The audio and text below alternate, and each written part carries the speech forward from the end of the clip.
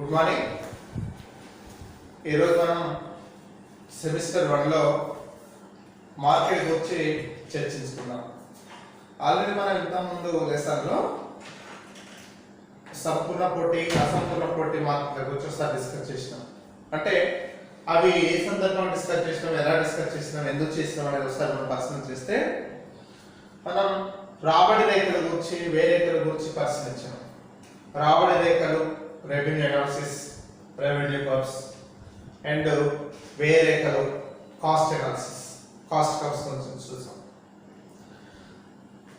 వ్యయ రేఖల గురించి మనం ఒకసారి పరిశీలన చేసినప్పుడు అందులో ప్రధానంగా యావరేజ్ కాస్ట్ కర్వ్స్, సగటు వ్యయ రేఖలు, అందులో సగటు వ్యయ రేఖ, ఉపాంత వ్యయ రేఖ, సగటు చర వ్యయ రేఖ, సగటు స్థిర వ్యయ రేఖల గురించి పరిశీలన చేస్తాం. సగటు ఉపాంత వ్యయ రేఖలు ఏసీ మరియు ఎంసీ కర్వ్స్ రెండు కూడా యు ఆకారంలో ఉంటాయి. అదే విధంగా సగటు చర వ్యయ రేఖ కూడా యావరేజ్ వేరియబుల్ కాస్ట్ కర్వ్ కూడా యు ఆకారంలో ఉంటుంది. ఎందుకు ఇవి మూడు యు ఆకారంలో ఉంటాయంటే ఈ మూడు రేఖలు కూడా ప్రారంభంలో ఒక ఉత్పత్తిదారుడు వస్తు రాశి తయారు చేసేటప్పుడు ఆ వస్తు ఉత్పత్తి వ్యయం ఎక్కువగా ఉంటుంది. ఆ తర్వాత కొంతకాలం తర్వాత ఉత్పత్తి వ్యయం తగ్గుతుంది. ఆ తర్వాత మన చివరి దశలో ఉత్పత్తిదారుడి యొక్క ముడిపదార్థాల ధరలు పెరిగి యంత్రాల అరుగుదల అనేటువంటిది ఏర్పడి నిర్వహణ లోపం అనేటువంటి జరిగి ఈ వగైరా కారణాల వల్ల ఏమవుతుందంటే ఆటోమేటిక్గా ఎక్స్పెండిచర్ పెరిగిపోతుంది. కాబట్టి ప్రారంభంలో ఉత్పత్తి వ్యయం ఎక్కువ ఉంటుంది స్టార్టింగ్ లో, తర్వాత వెంచ స్టార్ట్ అయిన తర్వాత ఉత్పత్తి వ్యయం తగ్గుతుంది, ఆ తర్వాత మళ్ళీ పెరుగుతుంటుంది. కనుక ఇట్లాంటి మూడు దశల్లో ఉత్పత్తి వ్యయం అనేటువంటిది మారుతుంటుంది. కాబట్టి వ్యయ రేఖలు కూడా ఎలా ఉంటాయంటే యు ఆకారంలో ఉంటాయి. ఎలా ఉంటాయమ్మా? యు ఆకారంలో ఉంటాయి. తర్వాత సగటు స్థిర వ్యయ రేఖ, సగటు స్థిర వ్యయ రేఖ ఎలా ఉంటుందంటే లంబాతి పరావలయాకారంలో ఉంటుంది. ఎలా ఉంటుంది? లంబాతి పరావలయాకారంలో, ఎల్ ఆకారంలో ఉంటుంది. ఎందుకు సగటు స్థిర వ్యయ రేఖ ఎలా ఉంటుంది అంటే వస్తు ఉత్పత్తితో సంబంధం లేకుండా చేసేటువంటి వ్యయాన్ని స్థిర వ్యయం అంటాం. అంటే వస్తు ఉత్పత్తి పెరిగితే స్థిర వ్యయం పెరుగుతుంది, వస్తు ఉత్పత్తి పెరిగినా తగ్గినా స్థిర వ్యయంలో ఎలాంటి మార్పు రాదు. అంటే వస్తు ఉత్పత్తి లేకపోతే స్థిర వ్యయం అలానే ఉంటుంది, వస్తు ఉత్పత్తి పెరిగితే స్థిర వ్యయం అలానే ఉంటుంది, వస్తు ఉత్పత్తి తగ్గితే స్థిర వ్యయం. అంటే వస్తు ఉత్పత్తితో సంబంధం లేకుండా చేసేటమే కాబట్టి వస్తు యూనిట్లు పెరిగినా స్థిర వ్యయం అలానే ఉంటుంది. కాబట్టి యావరేజ్ ఫిక్స్డ్ కాస్ట్ అనేటువంటిది ఆటోమేటిక్ గా గ్రాడ్యువల్ గా డిక్రీజ్ అవుతుంది, తగ్గిపోతుంది. కాబట్టి అప్పుడు ఆ రేఖ లంబాతి పరావలయాకారం ఉంటుందని చెప్పుకున్నాం. ఓకే, నెక్స్ట్ మనం రాబడి రేఖ దగ్గరికి వచ్చినప్పుడు రాబడి రేఖల్లో మనం మొత్తం రాబడి, సగటు రాబడి, ఉపాంత రాబడి, total revenue, average revenue and marginal revenue గురించి చూస్తాం. మొత్తం రాబడి అంటే ఒక ఉత్పత్తిదారుడు వస్తువులను ఉత్పత్తి చేసి మార్కెట్లో విక్రయించినప్పుడు దాని ద్వారా లభించేటువంటి దాన్ని మొత్తం రాబడి అని. అంటే మొత్తం రాబడి తెలుసుకోవడానికి అతను విక్రయించిన వస్తువు యూనిట్లన్నీ ఫర్ కాస్ట్ ఎంత, అంటే ఒక యూనిట్ కాస్ట్ ఎంత. ఫర్ ఎగ్జాంపుల్ ఒక ఏ యూనిట్ ఒక ఉత్పత్తిదారుడు ఒక 100 పెన్నులు తయారు చేసి 5 రూపాయలకు విక్రయిస్తే అతని యొక్క రాబడి 500 రూపాయలు. That is the total revenue, మొత్తం రాబడి అవుతుంది. తర్వాత సగటు రాబడి, సగటు రాబడి అంటే మొత్తం రాబడిని వస్తు రాశి భాగించాలి. ఏం చేయాలి? మొత్తం రాబడి వస్తు రాశి భాగిస్తే సగటు రాబడి వస్తుంది. కాబట్టి సగటు ఇలా చెప్పాలి, సగటు రాబడి ఈజ్ ఈక్వల్ టు మొత్తం రాబడి బై వస్తు రాశి, AR is equal to TR by Q అని చెప్పుకోవచ్చు అన్నమాట. తర్వాత ఉపాంత రాబడి, ఉపాంత రాబడి అంటే అదనంగా ఒక ఉత్పత్తిదారులు అదనంగా వస్తు రాశిని తయారు చేయడానికి చేసేటువంటి అదనపు వ్యయం. ఒక ఉత్పత్తిదారుడు అదనంగా వస్తురాశిని తయారు చేయడానికి ఉత్పత్తిదారుడు అదనంగా వస్తురాశిని విక్రయించడం ద్వారా, ఒక ఉత్పత్తిదారుడు అదనంగా వస్తురాశిని విక్రయించడం ద్వారా లభించేటువంటి అదనపు రాబడినే ఉపాంత రాబడి, మార్జినల్ రెవెన్యూ అంటాం. ఫర్ ఎగ్జాంపుల్ అంటే అడిషనల్ గా అంటే మొత్తం రాబడిలో వచ్చేటువంటి మార్పు, మొత్తం రాబడిలో వచ్చేటువంటి మార్పు అంటే అడిషనల్ బెనిఫిట్ ఏదైతుందో దాన్ని ఉపాంత రాబడి అంటాం. దీన్ని ఎలా చెప్పొచ్చు అంటే ఉపాంత రాబడి ఈజ్ ఈక్వల్ టు మొత్తం రాబడిలో మార్పు బై వస్తు రాశిలో మార్పు, లేదా ఉపాంత రాబడి ఈజ్ ఈక్వల్ టు మొత్తం రాబడిలో వచ్చిన మార్పు బై వస్తు రాశిలో వచ్చినటువంటి మార్పునే ఉపాంత రాబడిగా చెప్తాం. కాబట్టి ఒక ఉత్పత్తిదారుడు అదనంగా వస్తు రాశిని విక్రయించడం ద్వారా లభించేటువంటి అదనపు రాబడినే ఉపాంత రాబడి అని మనం చెప్తాం. దీనికి ఎలా చెప్పొచ్చు అంటే MR is equal delta TR by delta Q అనేటువంటి సంకేతం ద్వారా కూడా సూచిస్తాం అన్నమాట. కాబట్టి ఈ విధంగా అంటే మరి ఇక్కడ మనం ఏమేమి నేర్చుకుంటున్నాం? వేరే రేఖల గురించి నేర్చుకున్నాం మరియు రాబడి రేఖల గురించి నేర్చుకుంటున్నాం. అంటే ఎందుకు నేర్చుకున్నాం వేరే రేఖలు రాబడి రేఖల గురించి అనేది ఒకసారి మనం పరిశీలిస్తే, ఇప్పుడు మనం మార్కెట్లోకి వెళ్తున్నాం. మార్కెట్ అంటే ఏంటి? మార్కెట్లో ఎన్ని రకాలు ఉంటాయి? మార్కెట్ను ఎలా వర్గీకరిస్తారు? ఆ మార్కెట్లో ప్రైస్ డిటర్మినేషన్ ధర నిర్ణయం ఎలా జరుగుతుంది? ఆ మార్కెట్ యొక్క ఫీచర్స్ ఏంటివి, లక్షణాలు ఏంటివి అనేటువంటిది మనం ఇక్కడ ఒకసారి పరిశీలించి చూసినట్లయితే మార్కెట్ వర్గీకరణ. సో యాక్చువల్గా మార్కెట్ అంటే ఏంటి అనేది ఒకసారి మనం పరిశీలించి చూస్తే, సాధారణంగా మనం విలేజ్లలో ఊర్లలో అక్కడక్కడ చూసుకుంటాం. మార్కెట్ అంటే ఏమనుకుంటామంటే ఎక్కడైతే ఎక్కువ మంది గుంపులు జనం కూడి క్రయ విక్రయాలు జరుగుతాయి దాన్ని మార్కెట్ అంటాం. సాధారణ భాషలో మార్కెట్ అంటే అమ్మకందారులు కొనుగోదారులు అందరూ ఒక ప్రదేశంలో ఉండి, ఒక ప్రదేశంలో ఒక నిర్దిష్టమైన పర్టికులర్ ప్రదేశం ఉండి ఆ ప్రదేశంలో భారీ మొత్తంలో లావాదేవీలు కొనసాగుతున్నట్లయితే, అమ్మకాలు కొనుగోలు కొనసాగుతున్నట్లయితే దాన్నే మార్కెట్ భావిస్తుంటాం. అంటే సాధారణ పరిభాషలో మాట్లాడుతుంది. ఇప్పుడు ఫర్ ఎగ్జాంపుల్ ఇక్కడ మనం ఏం చెప్తూ ఉంటాం, ఫిష్ మార్కెట్ ఎక్కడ ఉంది అంటే పలానా ఏరియా బస్ స్టాండ్ ఏరియాలో ఉంది. తర్వాత అదే విధంగా ఫ్రూట్స్ మార్కెట్ ఎక్కడ ఉందంటే పలానా ప్రాంతాల్లో ఉంది. తర్వాత గ్రెయిన్ మార్కెట్ ఎక్కడ ఉందంటే అక్కడ ఉంది. పత్తి మార్కెట్ అంటే ఏంటి అంటే ఇక్కడ ఒక పర్టికులర్ ప్లేస్ మనం ఐడెంటిఫై చేస్తున్నాం. ఒక పర్టికులర్ ఒక ప్లేస్ అనేటువంటి దాన్ని మనం ఇక్కడ ఐడెంటిఫై చేయడం జరుగుతుంటుంది మార్కెట్. అది సాధారణ పరిభాష. కానీ ఈ అర్థశాస్త్ర పరిభాషలో మార్కెట్ అనేటువంటిది అమ్మకందారులు కొనుగోలుదారులు సన్నిహిత సంబంధాన్ని కలిగి ఉంటూ, అమ్మకందారులు కొనుగోలుదారులు సన్నిహిత సంబంధాన్ని కలిగి ఉంటూ మార్కెట్లో ఒక భాగంలో ఉండేటువంటి ధరను ప్రభావితం చేస్తూ ఉండేటువంటి ఏ ప్రదేశమైనా ఏ సందర్భమైనా మార్కెట్ అని చెప్తాడు మార్కెట్ ఆంధ్రలో. అంటే మార్కెట్ అనేటువంటి దానికి అమ్మకందారులు కొనుగోలుదారులు సన్నిహిత సంబంధాన్ని కలిగి ఉంటూ, ఎలాంటి సంబంధాలు కలిగి ఉండాలి? అమ్మకందారులు కొనుగోలుదారులు సన్నిహిత సంబంధాన్ని కలిగి ఉంటూ మార్కెట్లో ఒక భాగంలో ఉండేటువంటి ధరను ప్రభావితం చేస్తూ ఉండేటువంటి ఏ సందర్భమైనా ఏ ప్రదేశమైనా దాని మార్కెట్ గా భావిస్తుంటారు. అంటే దీనికి ఒక పర్టికులర్ ప్లేస్ అనేటువంటి అవసరం లేదు. కాబట్టి ఎందుకు అలా చెప్తున్నారు? ఒక పర్టికులర్ ప్లేస్ అవసరం లేదు, సందర్భం అవసరం లేదు. ఎందుకు చెప్తున్నారు అంటే ఇవాళ మార్కెటింగ్ వ్యవస్థ విస్తరించిపోయింది, బాగా స్ప్రెడ్ అయిపోయింది, అంచెలంచెలుగా ఎదిగిపోయింది. అంటే ఒకప్పుడు కేవలం ఎవరైనా తమకున్నటువంటి ధాన్యాన్ని ఎక్కడికో ఖమ్మమో లేకపోతే వరంగల్లో లేకపోతే ఇంకెక్కడికో కొత్తగూడెమో తరలించుకోవాల్సిన పరిస్థితి ఉండేది. ఎడ్ల బండ్లు కట్టుకొని లేదా గుర్రాల మీద తీసుకొని పోయేటువంటి పరిస్థితి ఉండేది. అంటే ఖచ్చితంగా అక్కడికే కొనుగోలుదారులు వస్తారు కాబట్టి ఆ ప్రదేశానికి అమ్మకందారులు వెళ్లాల్సిన పరిస్థితి ఉంటాయి.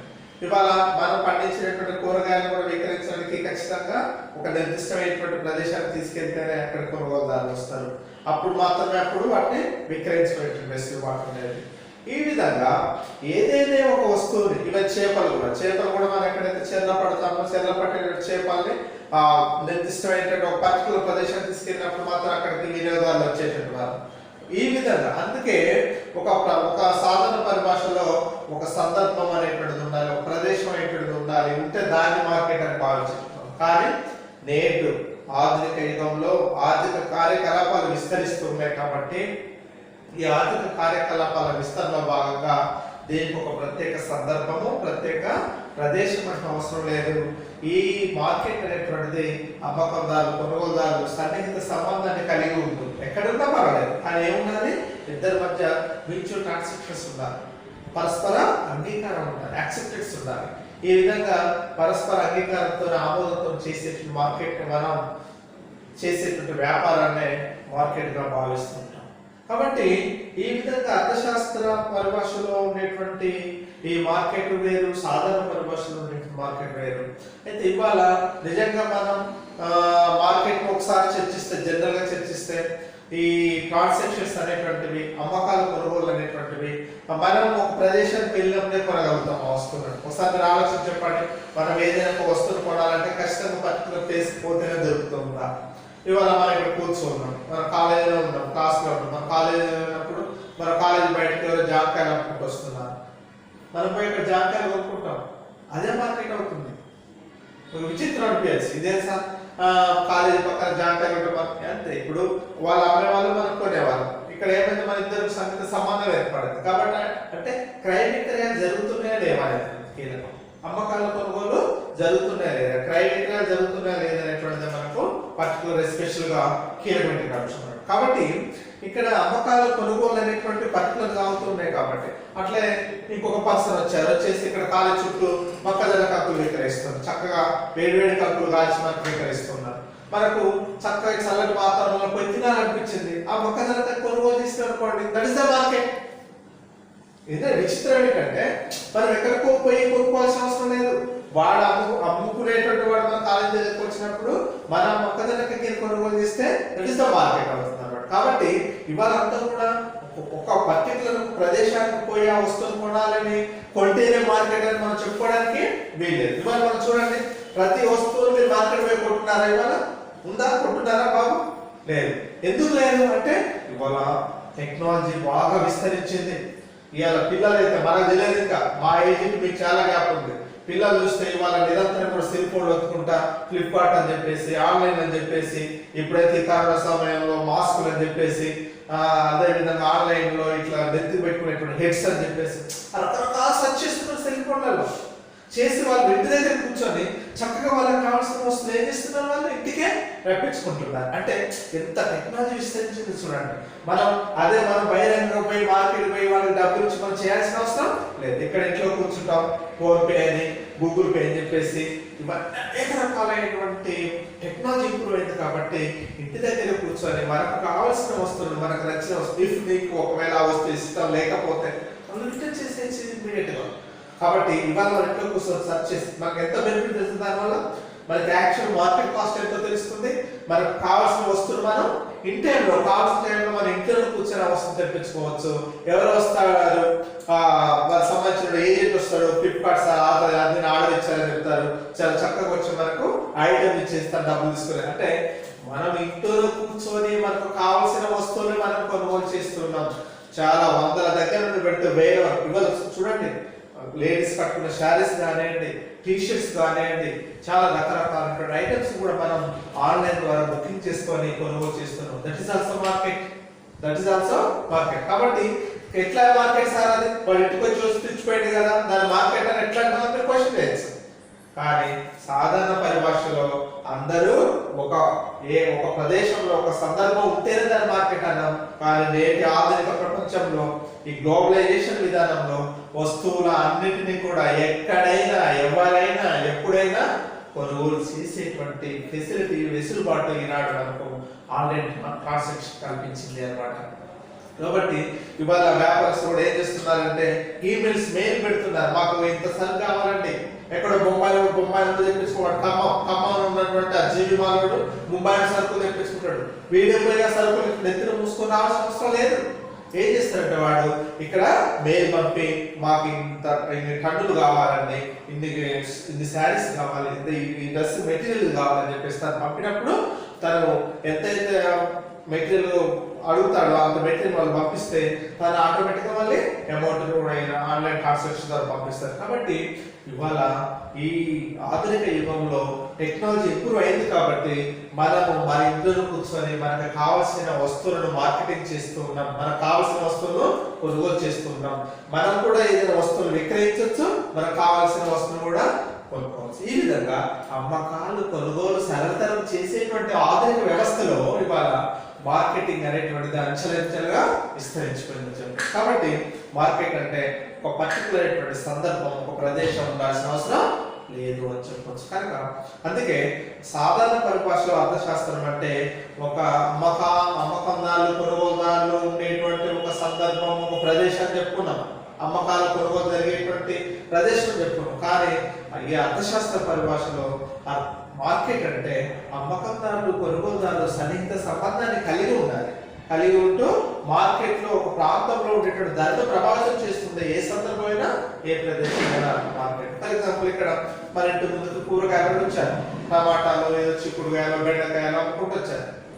అక్కడ మార్కెట్ లో 20 రూపాయలు ఉంటే ఇక్కడ కూడా అదే 20 రూపాయలు ఉంటాయి. కానీ అక్కడ 20 రూపాయలు, ఇక్కడ 50 రూపాయలు అమ్మడు వాడు. ఎందుకు అమ్మడు చెప్పండి? అంటే అక్కడ 20 రూపాయలు ఇక్కడ 50 రూపాయలు కూడా కొట్టడానికి కాబట్టి ఆ మార్కెట్ లో ఉండేటువంటి ధరను ప్రభావితం చేస్తుంది. అంటే ఒక మార్కెట్ లో ఉండేటువంటి ధరను ప్రభావితం చేస్తుండేటువంటి ఏ సందర్భమైనా ఏ ప్రదేశమైనా దాన్ని మార్కెట్ గా భావిస్తారు ఆచార్య కాబట్టి ఈ విధంగా మార్కెట్ మనం విస్తరించుకోవచ్చు, మార్కెట్ ని అనేక రకాలుగా నిర్వచించుకోవచ్చు అన్నమాట. కాబట్టి ఎక్కడ కూర్చొనైనా ఎప్పుడైనా మనకు కావాల్సినటువంటి వస్తువులు మనం కొనుగోలు చేసేటువంటి సందర్భమే మార్కెట్ గా భావిస్తున్నాం. ఓకే, ఈ మార్కెట్ ను ఎన్ని రకాలుగా వర్గీకరిస్తారు? మార్కెట్ ను ఎన్ని రకాలుగా వర్గీకరించవచ్చు అంటే డివిజన్ ఎన్ని రకాలుగా డివిజన్ చేస్తాం మార్కెట్ ని అంటే మార్కెట్ ని సాధారణంగా పోటీని బట్టి మార్కెట్, కాలాన్ని బట్టి మార్కెట్, విస్తీర్ణాన్ని బట్టి మార్కెట్, పోటీని బట్టి, కాలాన్ని బట్టి, విస్తీర్ణాన్ని బట్టి మార్కెట్ అని చెప్పేసి మనం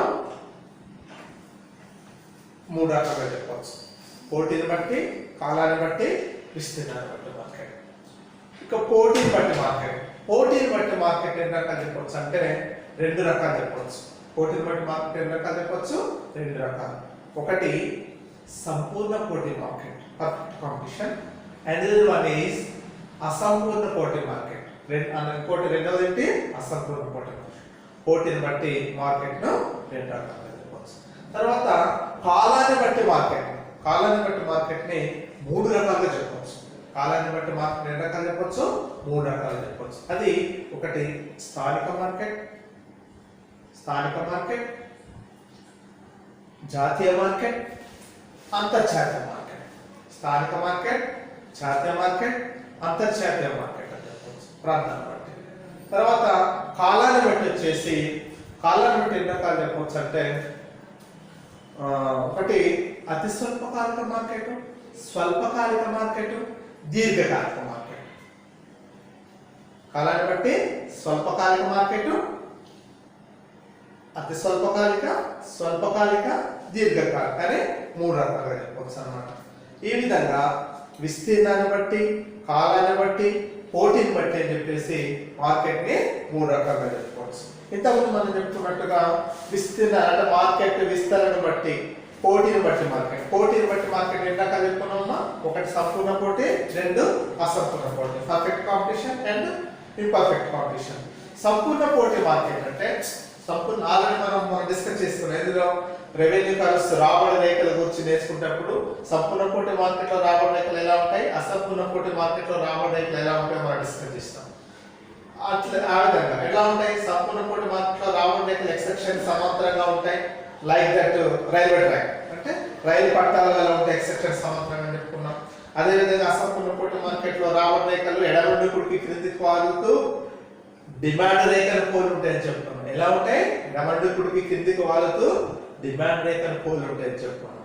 అట్లా అలాగే ఇప్పుడు సంపూర్ణ పోటీ మార్కెట్, అసంపూర్ణ పోటీ, పోటీని బట్టి సంపూర్ణ, అసంపూర్ణ.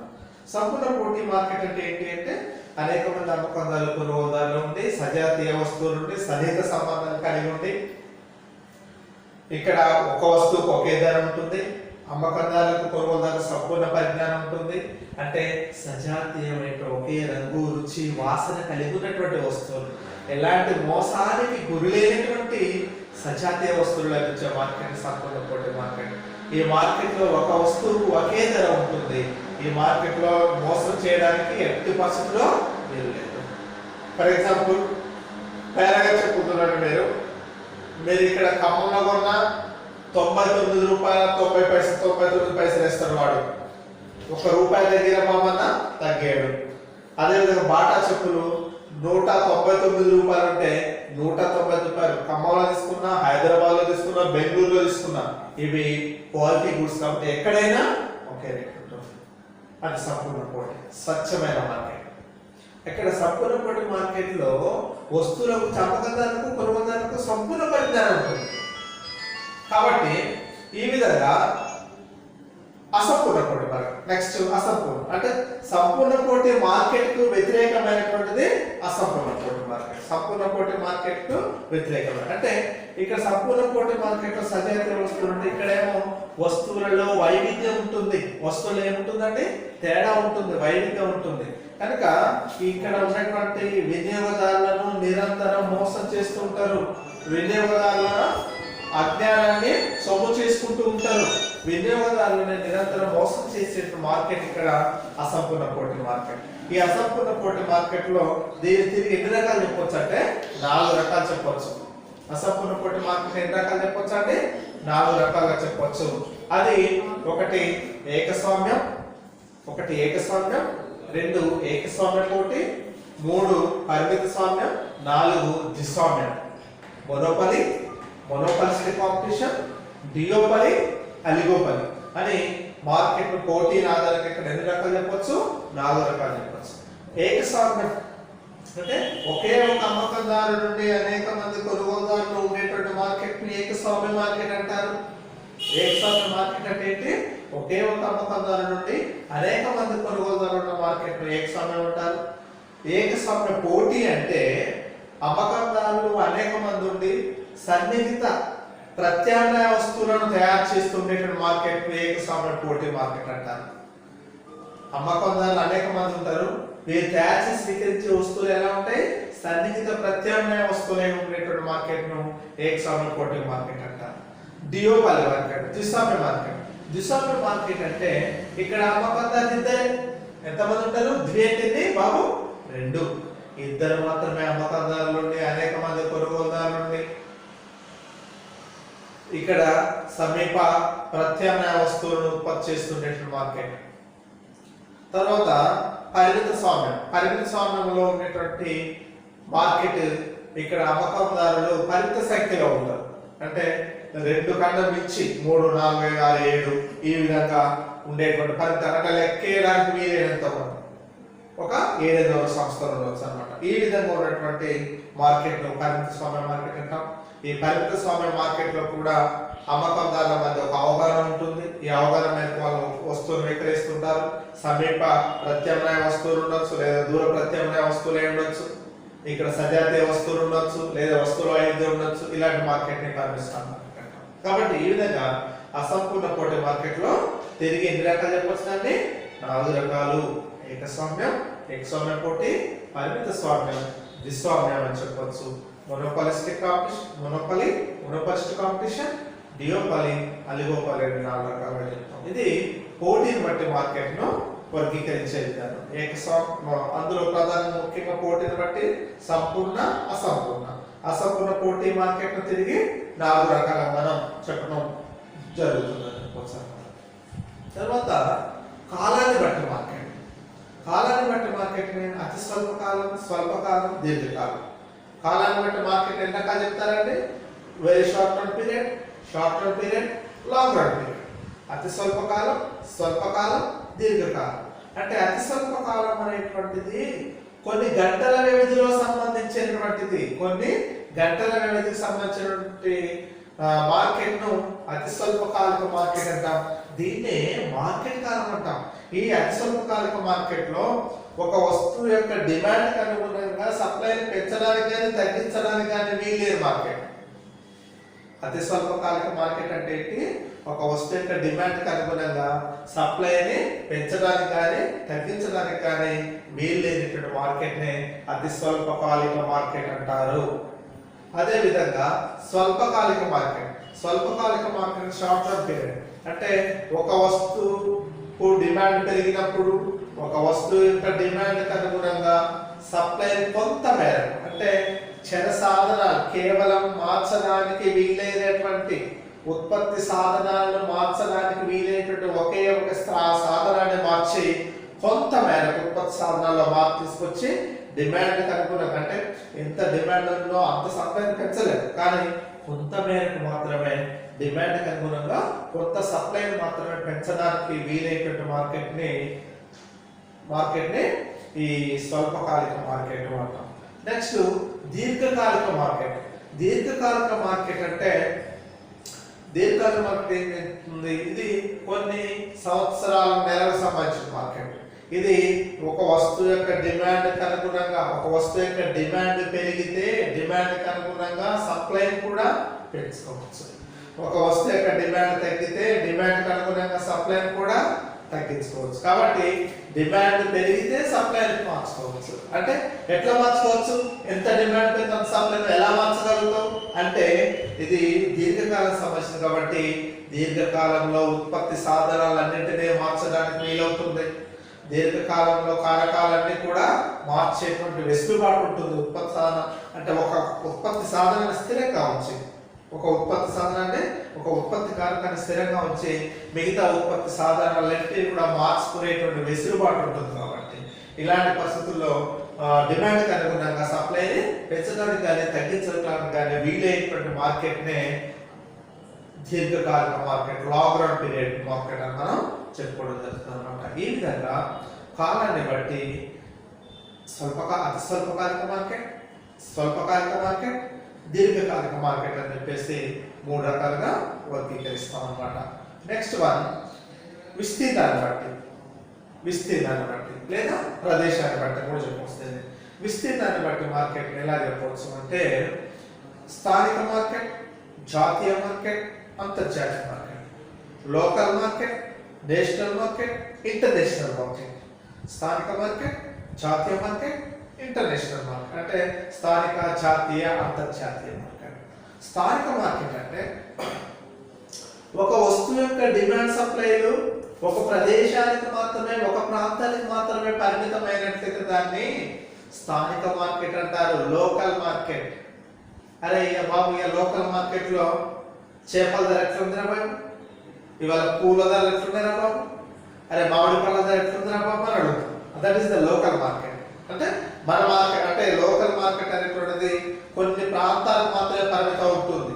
కొన్ని గంటల వ్యవధిలో చేసిన కొన్ని ప్రాంతాలు మాత్రమే పరిమితమైన మార్కెట్ని స్థానిక మార్కెట్ అంటాం. ఈ స్థానిక మార్కెట్ అంటే ఒక వస్తువు యొక్క డిమాండ్ సప్లై కొన్ని ప్రాంతాలకు మాత్రమే పరిమితం అయితే దాన్ని స్థానిక మార్కెట్ అంటారు. ఈ స్థానిక మార్కెట్ ఏం జరుగుతుందో తెలుసా? పాలు, పండ్లు, పూలు, చేపలు, మాంసం, కోడిగుడ్లు ఇవన్నీ కూడా స్థానిక అంటే ఈ పూలు కానీ పండ్లు కానీ మాంసం ఇవి ఎక్కువ దూరం ఎక్కువ రోజులు వీటిని నిల్వ చేసే కాదు. ఫర్ ఎగ్జాంపుల్ పూలు ఉన్నాయి, పూలను బాగా మంచి స్మెల్ వస్తాయి సార్, మల్లె పూలు, చామంతి పూలు అని చెప్పేసి వాటిని 2-3 రోజులు నిల్వ చేస్తామా? నో ఛాన్స్, చేయడానికి వీల్లేదు.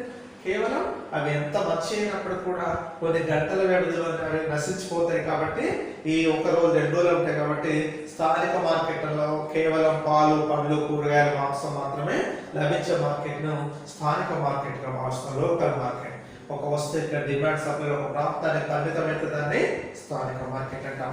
నెక్స్ట్ వన్ జాతీయ మార్కెట్. జాతీయ మార్కెట్ అంటే ఒక వస్తువు యొక్క డిమాండ్ సప్లైలు అనేటువంటివి ఒక వస్తువు యొక్క డిమాండ్ సప్లైలు దేశవ్యాప్తంగా ఉన్నట్లయితే ఒక వస్తువు యొక్క డిమాండ్ సప్లైలు దేశవ్యాప్తంగా ఉన్నట్లయితే దాన్ని జాతీయ మార్కెట్ అంటాం. అంటే దేశంలో ఉండేటువంటి వివిధ రాష్ట్రాల